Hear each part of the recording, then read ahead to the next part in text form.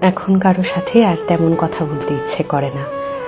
ইচ্ছে হয় না কাউকে ফোন করে কয়েক মিনিট কথা বলি। এমনকি কেউ কল করলেও কল ব্যাক করতে মনে থাকে না। মেসেজের রিপ্লাই করতেও ইচ্ছে করে না।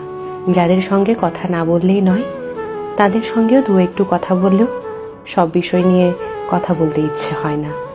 মন খারাপ, সমস্যা কোনোটাই কাউকে বলতে ভালো লাগে না। এসবের জন্যে আমি দুঃখিত। শুধু ভালো লাগে সারাদিন নিজের মতন থাকতে। ব্যস্ত থাকি বা না থাকি, তবু নিজের সঙ্গটাই মাত্রাতিরিক্ত প্রিয় হয়ে উঠেছে। যেই সঙ্গীহীনতায় একটা সময় আমার মন খারাপ হতো, মনে হতো আমিই যেন দুনিয়ার সবচেয়ে একলা অসহায় মানুষ।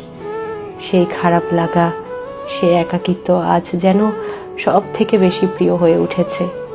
এখন অমুক বন্ধু খোঁজ না নিলেও আর খারাপ লাগে না।